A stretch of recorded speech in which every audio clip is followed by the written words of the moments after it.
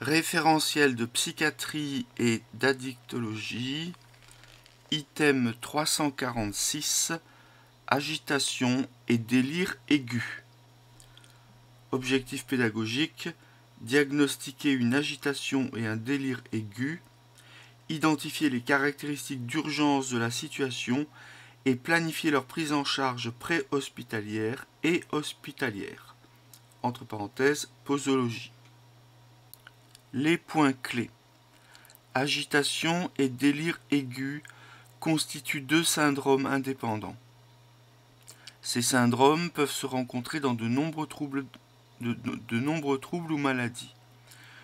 Une cause non psychiatrique doit être systématiquement recherchée. En cas d'agitation, l'étiologie est différente en fonction du terrain. S'il s'agit d'une personne âgée, d'un sujet jeune ou d'un sujet ayant des antécédents psychiatriques. En cas d'idée délirante aiguë, lorsqu'une étiologie non psychiatrique a été éliminée, il faut rechercher les symptômes psychiatriques associés. En cas d'étiologie non psychiatrique, la prise en charge thérapeutique en urgence est celle de la pathologie sous-jacente. La consommation ponctuelle ou chronique de substances psychoactives ou de toxiques doit toujours être recherchée. En cas de troubles psychiatriques, la prise en charge en urgence repose sur la sédation et l'anxiolyse. Il faut systématiquement rechercher le risque suicidaire ou d'hétéroagressivité. Agitation et délire aigu constituent deux syndromes différents qui ne sont pas systématiquement associés.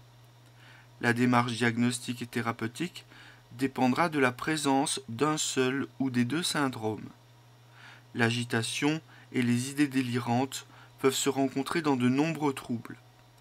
Une cause non psychiatrique doit être systématiquement envisagée chez toute personne présentant un état d'agitation ou des idées délirantes d'apparition récente. Grand 1. Agitation. La plupart du temps, la demande de soins dans le cadre de l'agitation aiguë n'émane pas du sujet, mais de son entourage, qui fait alors souvent appel à des services d'urgence. Cette demande peut aussi émaner des forces de l'ordre intervenues à domicile ou sur la voie publique. L'agitation, qui représente 10 à 15% des consultations psychiatriques aux urgences, est une situation complexe à gérer, car le praticien doit l'apaiser tout en laissant la possibilité de préciser le diagnostic étiologique. 1.1.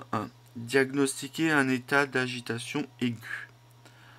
1.1.1. Définition et sémiologie de l'état d'agitation. Un état d'agitation se définit selon le DSM-5 comme une activité motrice excessive associée à un état de tension intérieure. L'activité est en général improductive et stéréotypée. Elle se traduit par des comportements tels que la marche de long en large, l'impossibilité de tenir en place, des frottements des mains, le fait de tirailler ses vêtements, l'incapacité de rester assis. Il s'agit donc d'un état de tension et d'hyperactivité physique et psychique. L'agitation doit être distinguée de l'hyperactivité, dans laquelle la motricité est orientée vers un but. Elle doit également être distinguée de l'acathysie, entre parenthèses, qui est la nécessité impérieuse de se déplacer, de faire des mouvements incessants des jambes. 1.1.2. L'interrogatoire. L'interrogatoire du patient ou de son entourage doit permettre de recueillir deux types d'informations qui orienteront la prise en charge: les circonstances de survenue de l'état d'agitation et les antécédents du patient. 1.1.2.1. Les circonstances de survenue. La date de début de l'apparition de l'état d'agitation doit être recherchée, ainsi que ses modalités d'apparition. 2 points. Brutale ou progressive, permanente ou intermittente, et l'existence éventuelle d'un facteur déclenchant, entre parenthèses, voyage, événement de vie, ou une prise de toxique. 1.1.2.2 Les antécédents. Les antécédents, psychiatriques et non psychiatriques, doivent être détaillés. L'état d'agitation pouvant entrer dans le cadre d'une décompensation aiguë d'une pathologie sous-jacente. 1.1.3 L'examen clinique. 1.1.3.1 La recherche de signes de gravité. La priorité est la recherche de symptômes de gravité mettant en jeu le pronostic vital. Un syndrome confusionnel, entre parenthèses perturbation de la conscience accompagnée de modifications cognitives, altération de la mémoire, désorientation temporo-spatiale, perturbation du langage, perturbation des perceptions, possiblement à l'origine d'un état d'agitation. La perturbation s'installe en un temps court et tend à avoir une évolution fluctuante tout au long de la journée. L'histoire de la maladie, l'examen physique et les examens complémentaires mettent en évidence l'étiologie de la confusion, conséquence physiologique directe d'une pathologie non psychiatrique, de l'intoxication par une substance ou du sevrage d'une substance, de l'utilisation d'un médicament, d'une substance toxique ou d'une combinaison de ces différents facteurs. Autres signes de gravité, des signes de déshydratation sévère, troubles hydroélectrolytiques, des signes de sepsis, choc cardiovasculaire, détresse respiratoire aiguë. Donc pour la recherche de signes de gravité, syndrome confusionnel et autres signes de gravité. 1.1.3.2 Les symptômes non psychiatriques associés. Un examen physique est indispensable afin de rechercher des symptômes non psychiatriques associés. En priorité 2 points, des symptômes orientant vers un diagnostic neurologique, épilepsie, hématome sous-dural, hémorragie méningée, processus tumoral intracrânien, accident vasculaire cérébral ou ischémique transitoire, etc. À savoir myosis, mydriase, symptômes méningés, signes de localisation neurologique, morsure de langue, etc. Des symptômes orientant vers un diagnostic endocrinien ou métabolique, entre parenthèses, hypoglycémie, troubles hydroélectrolytiques, dysthyroïdie, hyperparathyroïdie, hypercorticisme, maladie d'Addison, etc. À savoir symptômes de déshydratation, tachycardie, globe urinaire, etc. Des symptômes orientant vers une origine infectieuse. Méningite, encéphalite, septicémie, pneumopathie. À savoir hyperthermie, symptômes méningés, dyspnée, cyanose, sueur profuse. 1.1.3.3 Les symptômes psychiatriques associés. Symptomatologie thymique, entre parenthèses symptomatologie dépressive, maniaque. Symptomatologie psychotique, idées délirantes, hallucinations. Symptomatologie anxieuse. 1.1.4 Les examens complémentaires. Le bilan biologique initial minimum doit permettre d'éliminer les étiologies mettant en jeu le pronostic vital ou fonctionnel. 2 points. Un bilan biologique, un ECG et d'autres examens, l'alcoolémie, etc., bilan hépatique, TSH, ponction lombaire, ECBU, etc. Alors on commence par un bilan biologique avec glycémie et ionogramme, calcémie, hémogramme, CRP, hémostase, entre parenthèses, en cas de nécessité de traitement par injection intramusculaire. Un ECG, entre parenthèses, en cas de nécessité d'administration d'un traitement antipsychotique à visée sédative. Les autres examens sont à déterminer en fonction de l'anamnèse et de l'examen clinique complet. Il faut notamment discuter 2 points, alcoolémie, dosage urinaire de toxiques, bilan hépatique, fonction rénale, TSH, ponction lombaire, TDM, TDM cérébral et électroencéphalogramme. ECBU, goutte épaisse, radiographie pulmonaire. 1.2 Déterminer l'étiologie de l'état d'agitation. Déterminer l'étiologie de l'état d'agitation. Les causes à l'origine d'un état d'agitation sont nombreuses. L'approche consistant à raisonner en fonction des étiologies les plus fréquentes et ou les plus graves en fonction du contexte épidémiologique permet de s'orienter de manière pragmatique. 3 situations fréquentes peuvent ainsi être distinguées. Alors il parle d'un tableau, on ira voir le tableau. Donc 3 situations fréquentes peuvent ainsi être distinguées. L'état d'agitation survient de manière aiguë chez une personne âgée. L'état d'agitation survient chez un sujet jeune, sans antécédents connus.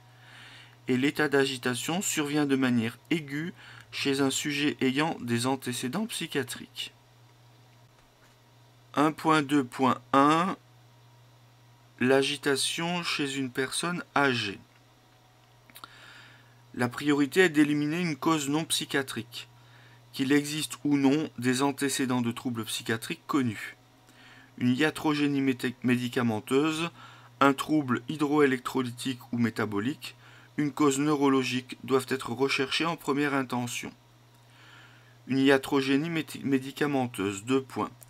Plusieurs médicaments peuvent être à l'origine d'une agitation dans cette population.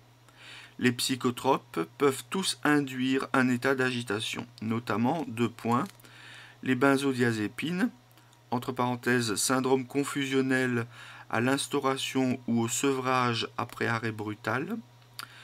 Les antidépresseurs, entre parenthèses confusion, syndrome sérotoninergique, virage maniaque ou hypomaniaque. D'autres médicaments sont à risque, parmi lesquels, entre parenthèses sans être exhaustif, les plus fréquemment retrouvés sont les corticoïdes, les agonistes dopaminergiques, les anticholinergiques ou plus rarement les antipaludéens, l'isoniazide, l'interféron. Ensuite, un trouble hydroélectrolytique, entre parenthèses, dysnatrémie, hypercalcémie, fermez la parenthèse, une pathologie endocrinienne, entre parenthèses hyperthyroïdie, fermez la parenthèse, ou métabolique, ouvrir la parenthèse, hypoglycémie, fermez la parenthèse. Une pathologie neurologique ou neurochirurgicale, 2 points, accident vasculaire cérébral, hématome sous-dural ou extradural, crise convulsive, tumeur, démence débutante. D'autres étiologies fréquentes chez les personnes âgées sont ensuite recherchées.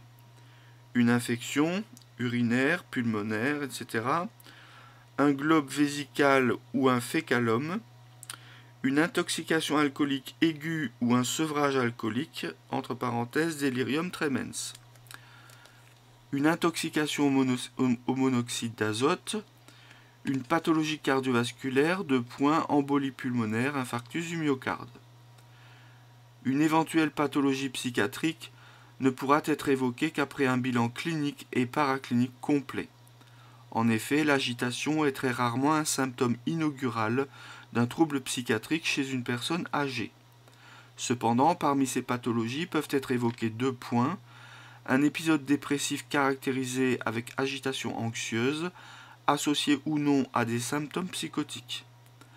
Un épisode maniaque, hypomaniaque ou mixte, dans le cadre d'un trouble bipolaire à début tardif ou induit par les antidépresseurs. Une attaque de panique isolée ou dans le cadre d'un trouble panique si les épisodes sont répétés. Un trouble délirant à type de jalousie ou de persécution. 1.2.2 Déterminer l'étiologie de l'état d'agitation chez un jeune adulte. De la même manière, chez l'adulte jeune, une pathologie non psychiatrique doit être éliminée. On recherchera de manière prioritaire une étiologie toxique, intoxication ou sevrage, iatrogène, infectieuse, Une intoxication aiguë à des substances psychoactives, alcool, cannabis et autres hallucinogènes, comme le LSD. Recherche de psychostimulants, comme la cocaïne et les amphétamines, l'ecstasy. Un sevrage de substances psychoactives, notamment l'alcool, l'héroïne ou autres morphiniques. Une iatrogénie médicamenteuse, les antidépresseurs et corticoïdes sont les plus fréquemment en cause. Il faut également connaître les effets paradoxaux des benzodiazépines, plus fréquents chez l'adulte jeune, avec un état d'agitation parfois incoercible. Les antipaludéens, notamment méfloquine, peuvent être impliqués dans un contexte de voyage récent. Ensuite, une pathologie métabolique, hypoglycémie ou endocrinienne, hyperthyroïdie. Une pathologie infectieuse, méningoencéphalite herpétique, neuropaludisme. Ensuite, une pathologie neurologique non infectieuse, crise convulsive, accident vasculaire cérébral hémorragique, etc. Une intoxication au monoxyde d'azote, une embolie pulmonaire.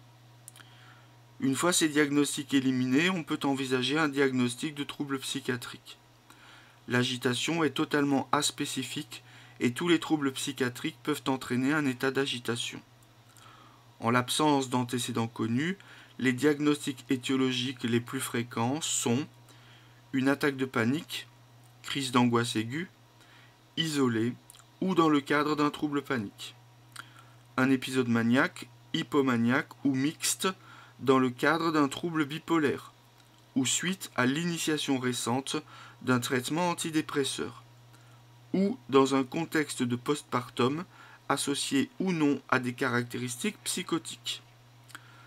Un épisode dépressif caractérisé avec agitation anxieuse associé ou non à des caractéristiques psychotiques. Un trouble psychotique bref. Un trouble psychotique chronique débutant, entre parenthèses, trouble schizophréniforme, schizophrénie, trouble schizoaffectif, trouble délirant.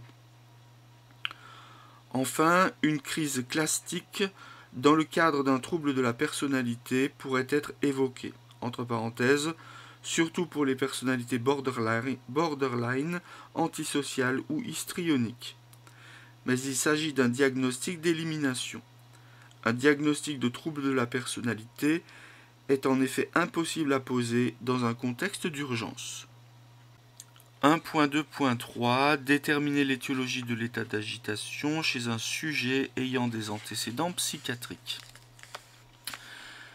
La même démarche étiologique doit être gardée chez ces sujets. Une pathologie non psychiatrique doit être éliminée en priorité. En effet, même si le diagnostic le plus probable de l'état d'agitation est celui d'une décompensation d'un trouble psychiatrique déjà connu, il faut rester vigilant et notamment penser à rechercher une cause iatrogène à l'état d'agitation. 2 points. Un virage maniaque, hypomaniaque ou mixte suite à l'initiation d'un antidépresseur. Un syndrome sérotoninergique chez un patient suite à l'initiation d'antidépresseurs. Un effet paradoxal des benzodiazépines. Des effets secondaires des antipsychotiques, entre parenthèses dyskinésie aiguë ou acathysie. Et enfin, un syndrome confusionnel induit par les psychotropes à action anticholinergique, entre parenthèses, antidépresseurs tricycliques, antipsychotiques à visée sédative type lévomépromazine ou siamémazine, et correcteur des effets secondaires extrapyramidaux des antipsychotiques. 1.3 Prise en charge d'un état d'agitation. 1.3.1 L'hospitalisation en psychiatrie. Le patient est hospitalisé en urgence avec son consentement si possible, sans consentement en cas de refus et de mise en danger. La prévention du risque suicidaire et l'évaluation de la dangerosité pour autrui doivent être systématiques. 1.3.2 Les traitements pharmacologiques. Le traitement médicamenteux est étiologique et curatif lorsqu'il existe une cause non psychiatrique.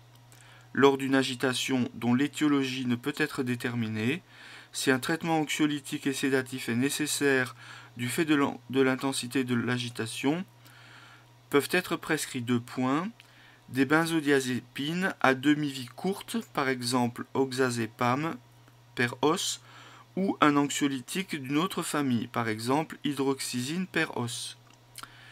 Les contre-indications en urgence sont l'insuffisance respiratoire et la myasthénie.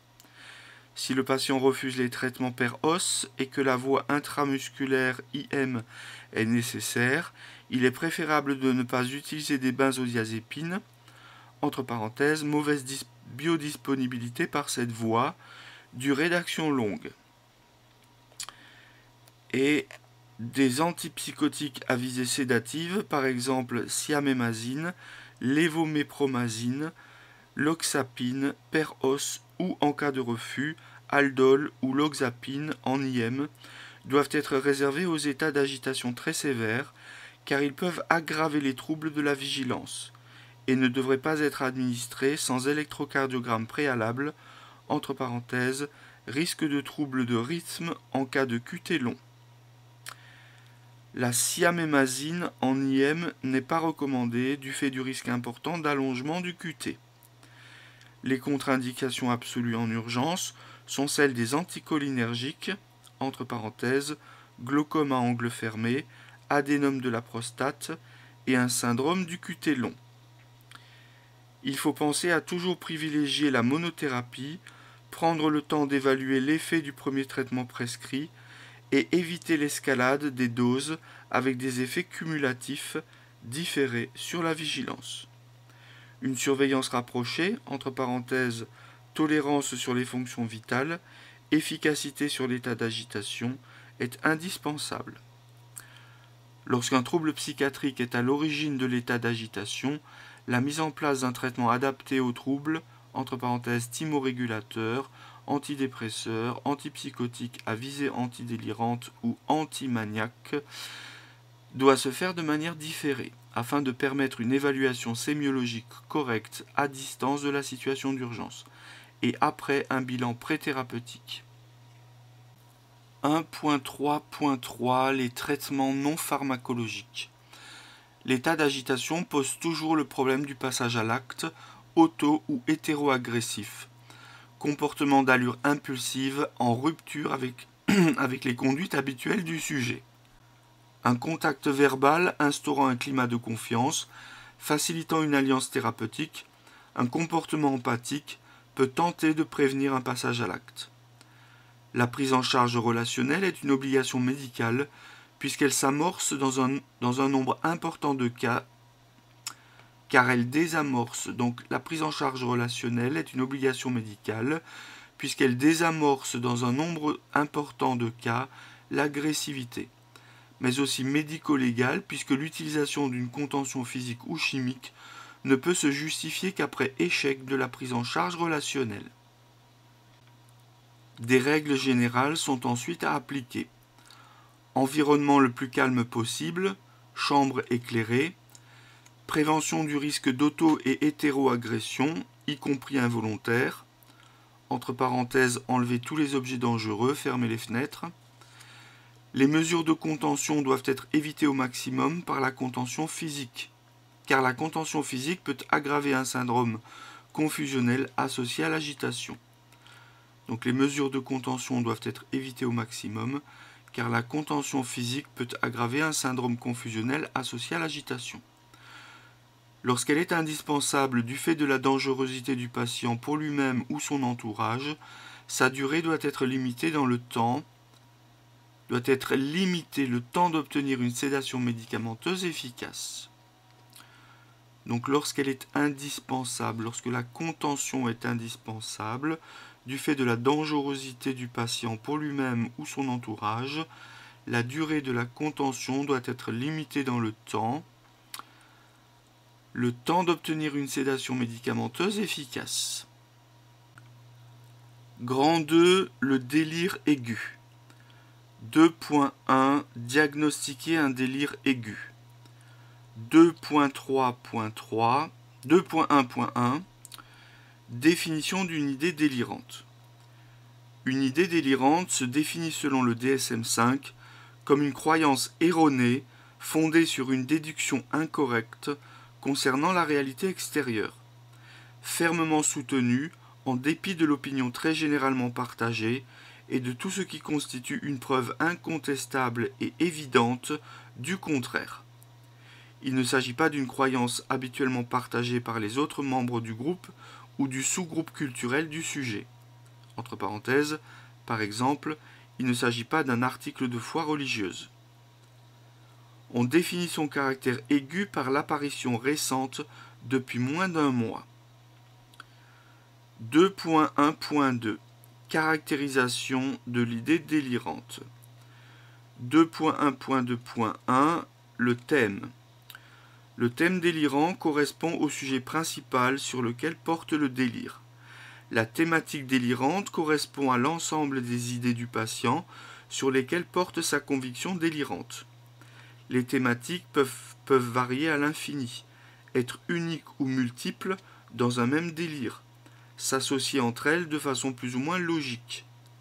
Chaque thème peut être trouvé dans plusieurs types de troubles psychiatriques. La thématique la plus fréquente est la persécution. Il faut dans ce cas rechercher s'il existe un persécuteur désigné, c'est-à-dire une personne nominativement désignée comme étant à l'origine des persécutions ou du complot. 2.1.2.2 Le mécanisme. Le mécanisme du délire correspond au processus par lequel le délire s'établit et se construit. Il s'agit du mode d'élaboration et d'organisation du délire. Il existe 4 types de mécanismes à l'origine des idées délirantes. Les mécanismes interprétatifs, hallucinatoires, intuitifs et imaginatifs. 2.1.2.3 La systématisation. Le degré de systématisation évalue l'organisation et la cohérence des idées délirantes. Elles peuvent être non systématisées, entre parenthèses ou paranoïdes, si elles sont à thèmes multiples, polymorphes, sans cohérence ni lien logique entre elles. Elles sont dites systématisées ou paranoïaques si elles portent sur un thème unique, comme la persécution, la jalousie, l'érotomanie, et ont une organisation interne respectant la logique, même si le postulat de base est faux. 2.1.2.4 L'adhésion. L'adhésion aux idées délirantes, qui correspond au degré de conviction attaché à ces idées, est variable mais peut être élevée. Lorsque la conviction est inébranlable, inaccessible au raisonnement et aux critiques, l'adhésion est dite totale. Lorsque l'adhésion est partielle, le patient est en mesure de critiquer son propre délire. Donc, si l'adhésion est partielle, le patient est en mesure de critiquer son propre délire. 2.1.2.5 Le retentissement émotionnel et comportemental. Le retentissement émotionnel et comportemental doit être évalué systématiquement. 2 points. Le niveau d'anxiété, souvent majeur, le risque suicidaire et le risque de passage à l'acte hétéroagressif. La dangerosité pour soi-même ou pour autrui peut être la conséquence directe des idées délirantes. Entre parenthèses, échapper au complot, expier ses fautes, se venger d'un persécuteur. 2.1.3 Les symptômes psychiatriques associés. 2.1.3.1 Les autres symptômes psychotiques. La présence associée d'hallucinations, entre parenthèses définies comme des perceptions sans objet, doit être recherchée. Donc la présence associée d'hallucinations doit être recherchée. Elles peuvent concerner tous les sens. 2 points. Acoustico-verbal, c'est-à-dire des voix uniques ou multiples, connues ou inconnues. Visuel, synesthésique, entre parenthèses, sensibilité profonde, à des ondes, à des décharges électriques. Ou tactile, sensibilité superficielle. Également olfactive, odeur de putréfaction, par exemple. Gustative, goût amer et de pourriture. la présence d'un syndrome de désorganisation, entre parenthèses cognitif, émotionnel ou comportemental, et ou d'un syndrome négatif, entre parenthèses cognitif, émotionnel et comportemental, doit également être recherché. 2.1.3.2 Les symptômes thymiques. De manière systématique, il faut explorer la symptomatologie thymique et si possible déterminer la chronologie d'apparition des symptômes thymiques et psychotiques, entre parenthèses concomitantes ou non concomitantes. 2.2 Déterminer l'étiologie du délire aigu. En cas de symptômes psychotiques d'apparition aiguë, la même démarche étiologique que celle décrite précédemment pour l'état d'agitation s'applique. 2 points. La recherche systématique d'une pathologie non psychiatrique est indispensable, quel que soit l'âge et les antécédents du patient. Chez la personne âgée, on recherche les mêmes causes que celles évoquées précédemment, avec là encore, de manière prioritaire, une cause iatrogène, un trouble hydroélectrolytique, une cause neurologique, une infection. Chez l'adulte jeune, on recherche de manière prioritaire une cause toxique, intoxication ou sevrage, une cause iatrogène, infectieuse, métabolique ou endocrinienne. En l'absence de pathologie non psychiatrique retrouvée, plusieurs possibilités de diagnostic psychiatrique peuvent être évoquées. 2 points. Alors, en présence de symptômes thymiques associés ou en présence d'autres symptômes psychotiques associés. Alors, on commence par la présence de symptômes thymiques associés. 2 points. Un épisode maniaque ou mixte, avec caractéristiques psychotiques dans le cadre d'un trouble bipolaire ou d'un virage de l'humeur, induit par l'initiation d'un traitement antidépresseur. Les idées délirantes sont dans ce cas le plus souvent à thème mégalomaniaque ou de persécution, mais tous les thèmes peuvent se rencontrer. L'existence d'une accélération, entre parenthèses excitation psychomotrice, logorée, etc., d'une diminution du besoin de sommeil oriente vers ce diagnostic. Alors après l'épisode maniaque ou mixte, un épisode dépressif caractérisé avec caractéristiques psychotiques. Les idées délirantes, congruentes à l'humeur, sont le plus souvent à thème de culpabilité, de ruine ou d'hypocondrie. L'existence d'un ralentissement psychomoteur oriente vers ce diagnostic.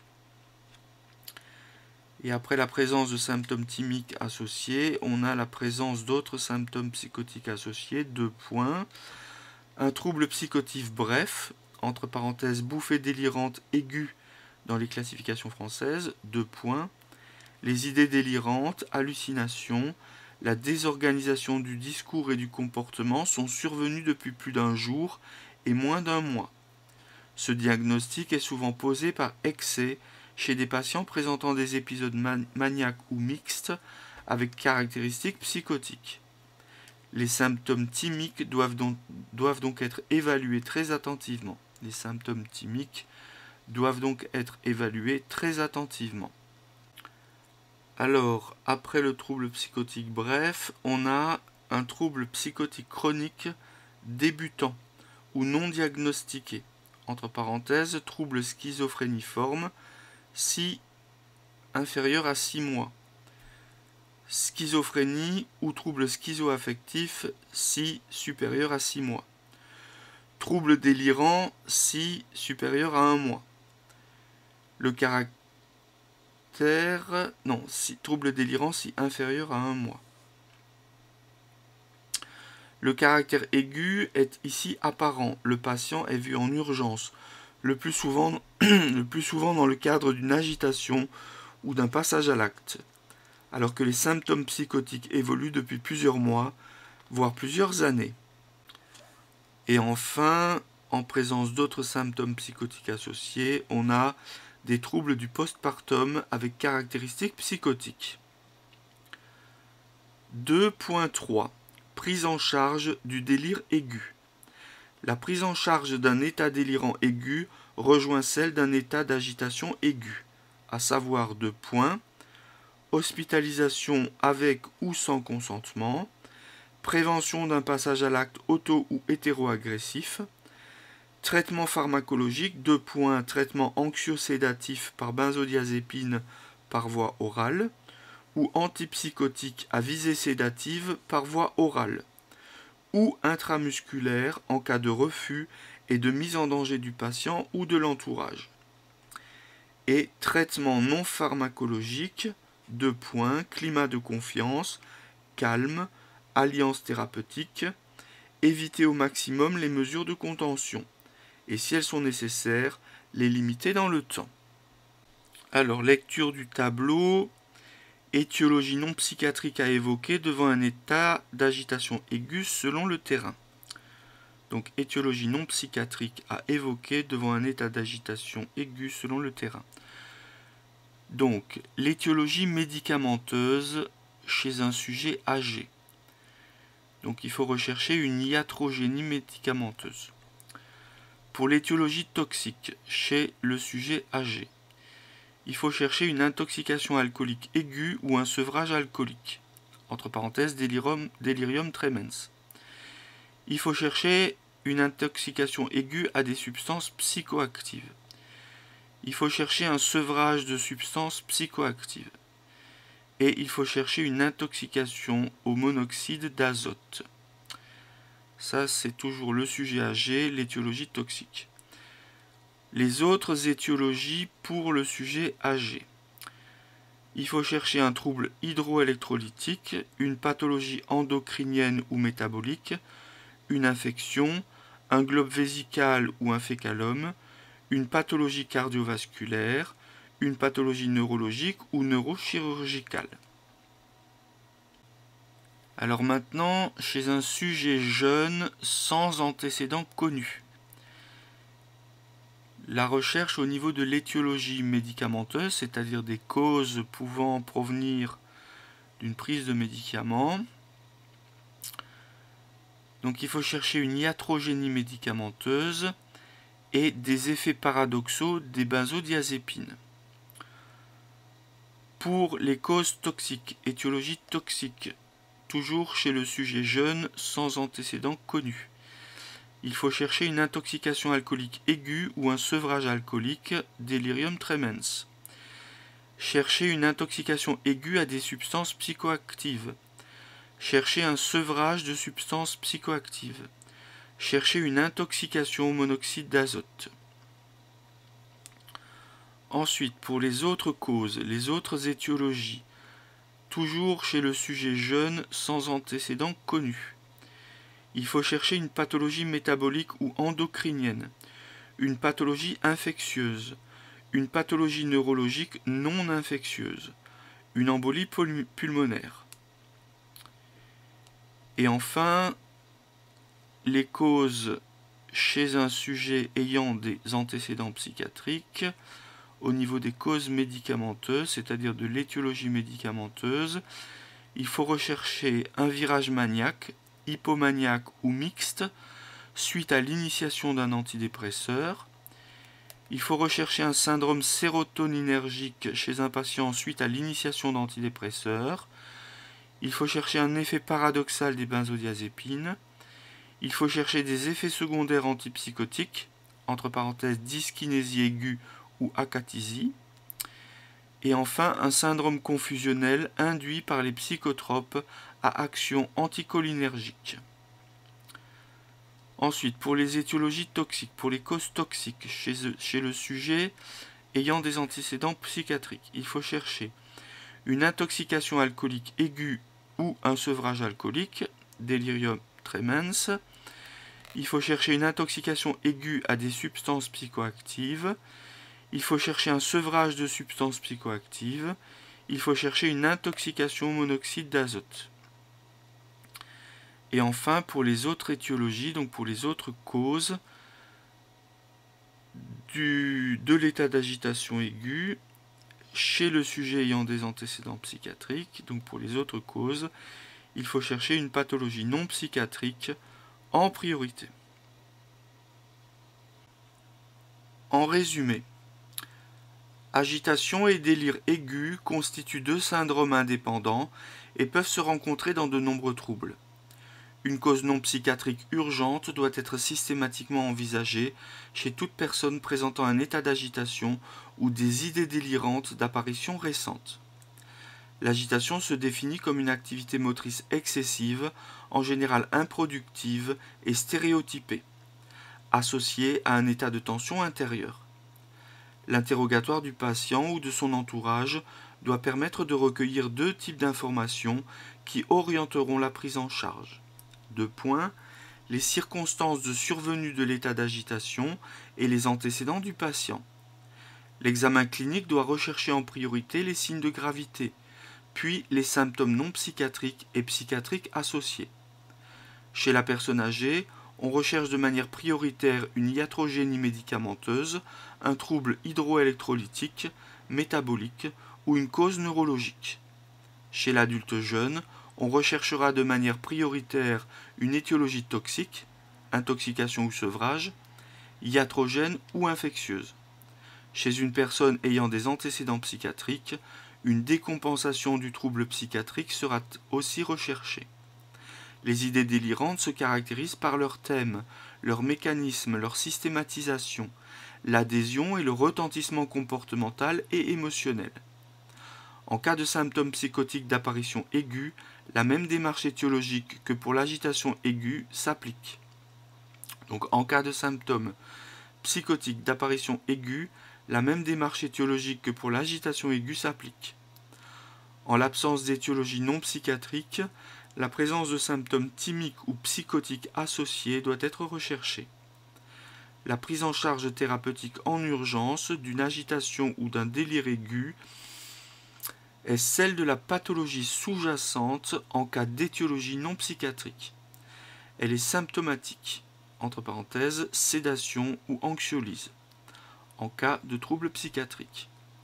La prévention du risque suicidaire et l'évaluation de la dangerosité pour autrui doivent être systématiques. Et enfin, les références pour approfondir, on a le livre de Boiteux, Boilet et Picard, Urgence psychiatrique. Fin de la lecture de l'item 346, agitation et délire aigu, du référentiel de psychiatrie et d'addictologie.